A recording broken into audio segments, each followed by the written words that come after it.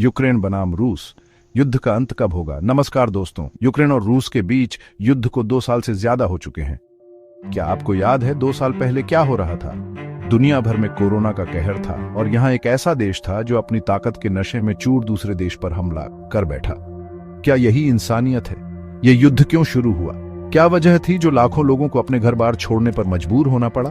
क्या वजह थी जो हजारों लोगों की जान चली गई?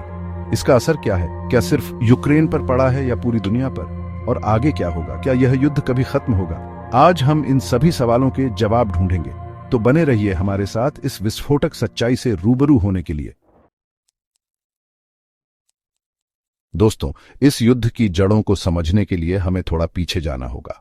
यूक्रेन नाटो में शामिल होना चाहता था। नाटो यानी नॉर्थ अटलांटिक ट्रीटी ऑर्गेनाइजेशन, जो अमेरिका और उसके सहयोगी देशों का एक सैन्य गठबंधन है। रूस को यह बात रास नहीं आई। क्यों? क्योंकि रूस को लगा कि अगर यूक्रेन नाटो में शामिल हो गया तो नाटो की सेनाएं उसकी सीमा पर आ जाएंगी। लेकिन क्या यह सिर्फ रूस की असुरक्षा थी या फिर दादागिरी? क्या रूस को यह तय करने का हक है कि कौन सा देश किस संगठन में शामिल होगा? क्या यह यूक्रेन की संप्रभुता पर हमला नहीं है? और अगर रूस को वाकई अपनी सुरक्षा की चिंता थी तो क्या उसने यूक्रेन से बातचीत करने की कोशिश की? नहीं, उसने तो सीधे युद्ध का रास्ता चुना। यह एक सोची समझी रणनीति थी। रूस पहले से ही यूक्रेन को अपने कब्जे में करना चाहता था और नाटो का मुद्दा बस एक बहाना था। दोस्तों, यह कहानी 2014 में ही एक खतरनाक मोड़ ले चुकी थी। रूस ने यूक्रेन के क्रीमिया प्रायद्वीप पर कब्जा कर लिया था। क्रीमिया जो यूक्रेन का हिस्सा था, जिसे रूस ने अपनी सैन्य ताकत के बल पर हड़प लिया। दुनिया ने इस घटना की निंदा की, प्रतिबंध लगाए गए, लेकिन रूस पर इसका कोई असर नहीं हुआ। वह अपनी जिद पर अड़ा रहा।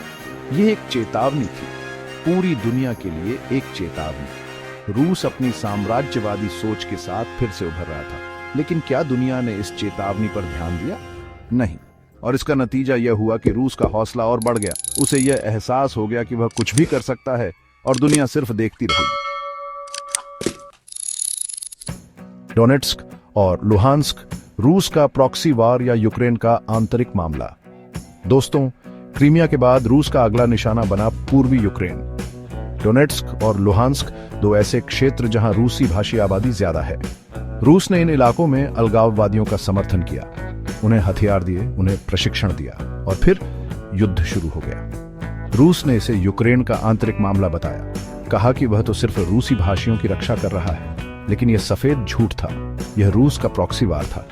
यूक्रेन को कमजोर करने की एक चाल थी और इस चाल में रूस काफी हद तक कामयाब भी रहा।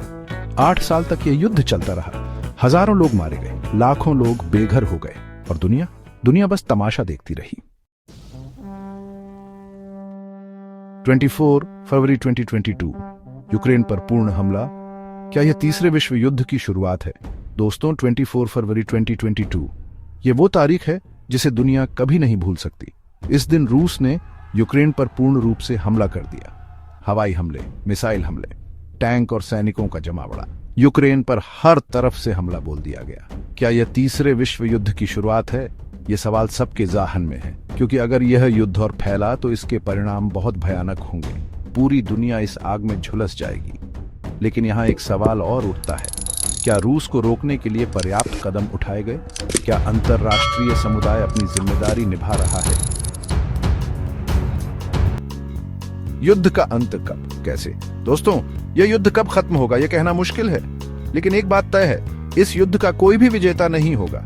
सबसे ज्यादा नुकसान तो मासूम लोगों का ही होगा। हमें यह समझना होगा कि युद्ध किसी भी समस्या का हल नहीं है। हमें शांति की राह पर चलना होगा।